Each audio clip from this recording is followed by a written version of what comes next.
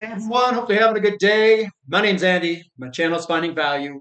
Today we're going to go through and do our daily technical analysis updated commodities, work our way through the dollar, yields, precious metals, and commodities ETFs that I follow.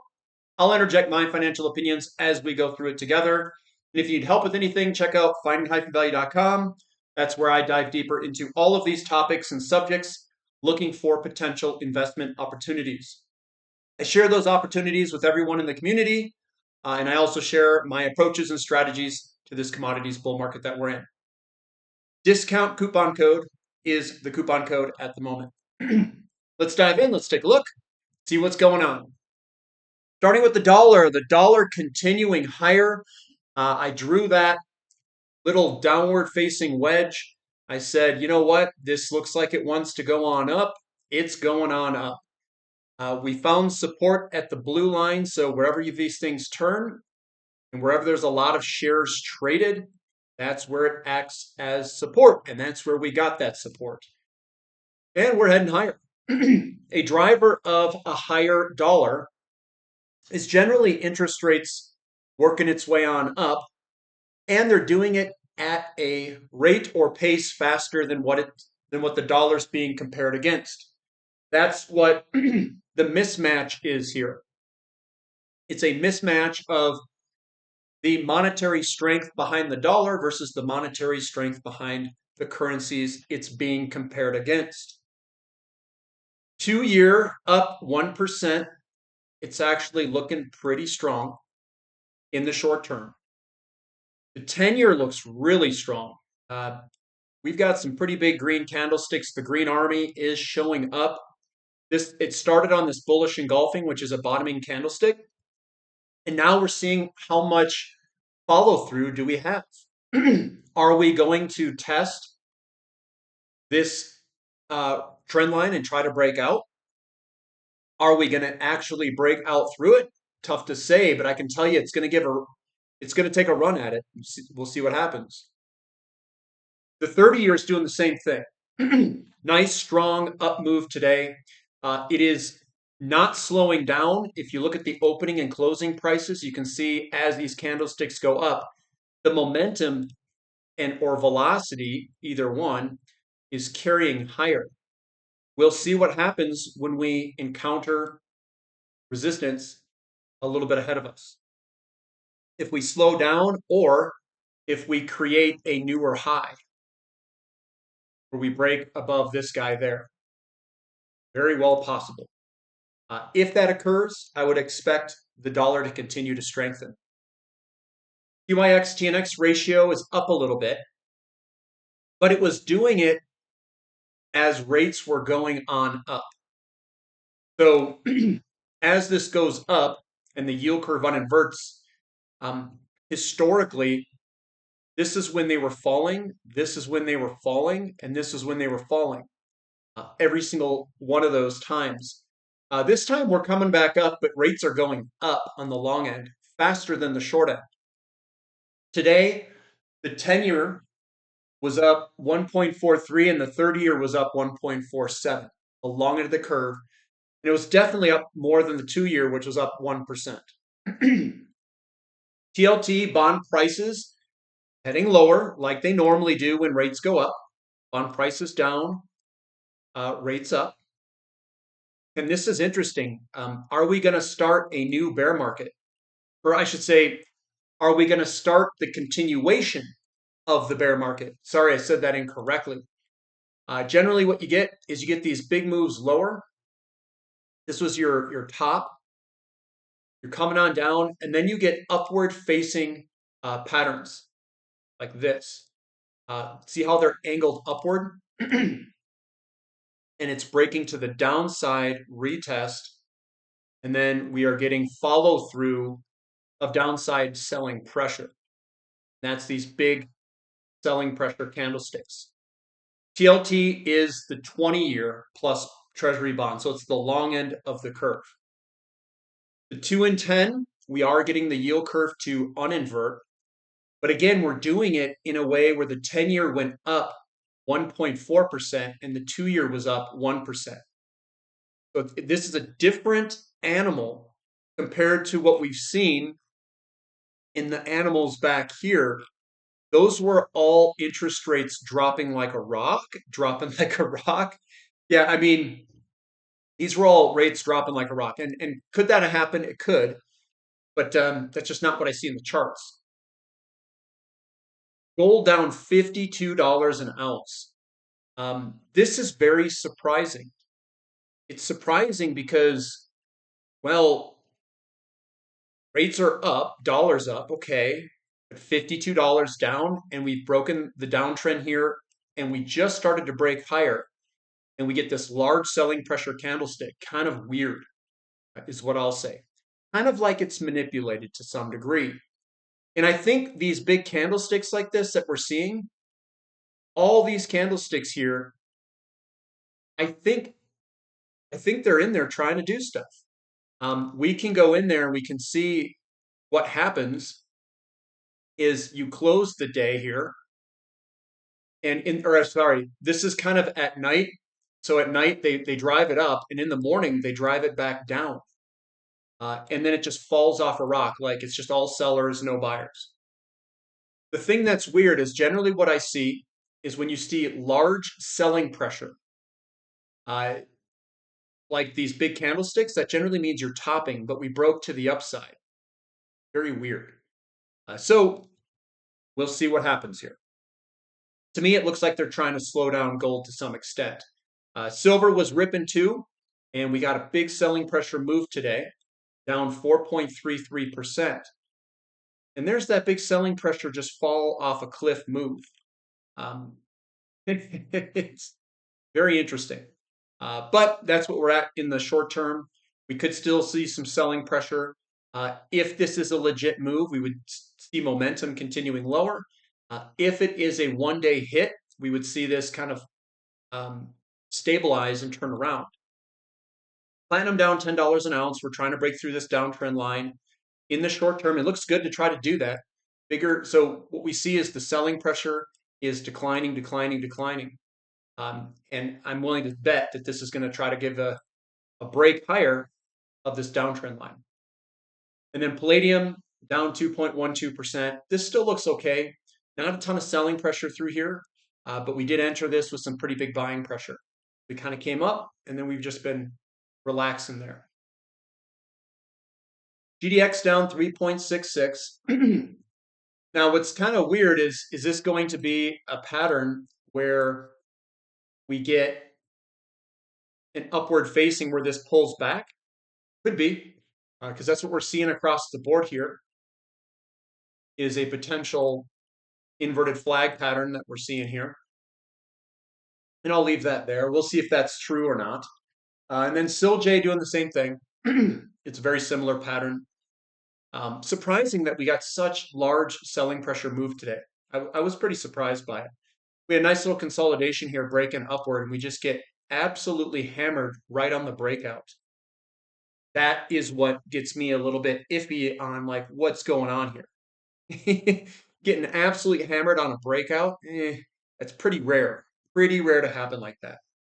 XE to go ratio down 2.3%. And we're still down here in no man's land for cheapness, where no man has touched it before, or a lot of us have touched it and failed. But it is super cheap, and we have broken the downtrend line for gold and silver mining companies versus gold, and this is generally a good spot to be looking. Crude oil down slightly, down 0.2%. This looks good. We've got a breakout of the downtrend. We've got a retest. And this is a bloody nose to continue higher. We'll see if we get that follow through. Now, here's something that's kind of weird. I'm just gonna, bring this up. So there's usually a strong correlation between the U.S. 10-year yield and oil. Oil is generally the one that leads it. So what you'll see is that oil will go up and rates will go up behind it, like just slightly behind it. And what do we have here? So this is, they generally follow each other pretty closely. But we got this huge disconnect here at the end here where rates have gone up, oil went down. Well, how could that be? And where's that dislocation at? October 24th, middle of October of 2024, and the presidential election is over here. So do you think there's any sort of reason that we've got a disconnect here? Perhaps the presidential election and gas prices? I don't know. But there's a disconnect. I'll just say that between the 10-year yield and oil prices. But I think oil is going to catch up to the 10-year and move on up. The 10-year looks pretty strong. TTF gas down 4.6%. The reversal was here, and we have been heading lower. So momentum to the downside for TTF nat gas in the short term. Natural gas in America continuing to be strong, up about 3%, and we're up against a little bit of resistance there. We're also above support, this support level there. But it looks good. We'll see if it can continue higher. Our boy XOP, yeah, you know me, down 0.86%. So we are starting to travel sideways here and consolidate. We did enter this with momentum lower. So we'll see if we can pop higher here or if it's a continuation pattern, which is more or less an inverted flag pattern where we head lower. We are on support here, so we'll see what occurs here. We've got OIH also. We entered this with some selling pressure. We are been traveling sideways here the past few days. We are down 1.6%, and that could be a potential flag to get us back to this bottom here. Very well could be. Newcastle coal futures up a little bit, 0.4%. The momentum is still down at this time of breaking this trend line here. Raw physical uranium trust, we're up 1.2%. We've been chopping sideways here for the most part inside of a larger flag pattern, which is this flag right there. Flapping in the wind. Uranium futures pricing has another big flag, and it's pennant formation, still scribing that out. And we probably hit some resistance up here looking across. Oh, there's a gap. Kind of a little gap there. Didn't hit. URA down 2.4%. This does look like it wants to head lower. More selling pressure in this area here. URNM also getting selling pressure. We're right on support. We'll see if it holds. There is the dividend date too. So a lot of the times on these ex-dividend dates, they get sold off down. So don't get too hung up if this came down more than expected because of the dividend. URNJ went through the same thing. We're back to support on the ex-dividend date here. Copper, it looks okay. We're still stair-stepping higher here. Still looks all right to go higher. Copper ETF getting some stronger selling pressure today, down 3%. Is this a inverted flag pattern where we head down here? Very well could be. Seems like a lot of the commodities are putting in these inverted flag patterns there. Iron ore still looks good. We've got big buying pressure, small selling pressure. It's a flag pattern position to go higher in the shorter term. And then longer term, it still looks good with a big Livermore accumulation cylinder going on here. And we're at the bottom of that cylinder.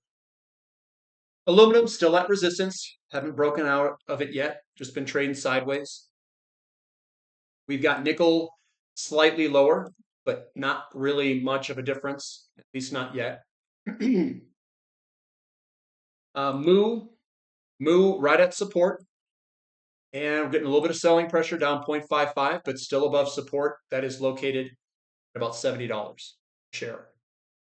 Emerging markets doesn't like the strong dollar, strong yields, and we are trading sideways above support. We've got KRE just slowly leaking off. Some selling pressure here down 1.22%. Again, stronger yields, stronger dollar. And these seem to be a little bit more, I'll just say, sensitive to it. TAN also pretty sensitive to stronger dollar, stronger yields, and it's down 1.88. Lithium holding on, going sideways, 0.3% higher. REMX holding sideways down 0.55. We've broken the downtrend there. We've got Baltic Dry Index continuing to sell off down 4.3 with momentum to the downside. Some of this shipping looks pretty rough in the short term here. Pretty rough. XHB down 0.95%. Could we see some stronger selling pressure here? It's a lot of small red candlesticks. Is this a potential top? It could be. We'll see if there's follow through here. Momentum's to the downside. And maybe a recession's coming here anytime. Russell down 1.38, getting a little bit more momentum to the downside. We've got the S&P 500 down 0.54. We've got a rising wedge and potential topping pattern maybe. We'll see. We've done rising wedge on top of rising wedge on top of rising wedge. So it's up there. We were down 0.5% and NASDAQ was down 0.66. This one doesn't look as bad, but we do have, this is like the mother of all rising wedges here, kind of coming up, something on the lines of, they'll say something like this, perhaps. But this whole right-hand side up here is suspect, because when I look at this and I were to do normal charting on this stuff, what I generally see out of these Batman patterns is something like this. You get a Batman, and then you get either there or there. It starts to roll over and creates the double top Batman. This one is raised to the right-hand side. We can see pullbacks are kind of squeezing down. I'm trying to see if the leg of these moves is shrinking or not. But I don't know. Money keeps flowing in, so that's all that matters, right? I do see a lot of of rising wedges here. This thing just keeps going up. SMCI down 0.94%. Probably take this off here. It's gonna take some time for this to work its way on out. Nvidia down 1.4%, but a rising wedge again, and it's starting to fall to the downside. The momentum is slowing. We've got Bitcoin down 1.58. This still looks good to go higher. We are sitting on top of support. Everything looks good to go on up. Ethereum up 1.5. And again, we're sitting on top of the flag pattern, so that still looks good for potential move higher if the buyers want to come in and push it on up. A little bit of a slowdown here. We'll see. And then MicroStrategy down 4.7% or so. Is this a top or is this a continuation pattern? Difficult to say. Let's find out. Some people would say that's a continuation pattern to move on up. The thing that I don't like seeing is this strong bearish engulfing. That's a pretty strong reversal candlestick. There's been some major selling going on there. And then the VIX, up a little bit, but it's still controlled. It is on top of this big downtrend, and we very well could do that if the S&P starts to sell off. So that's what we've got for today, guys. Give me a thumb up for the content, subscribe to the channel, subscribe to the website, and that's all I've got for today. So we'll catch you next time. This is Finding Value.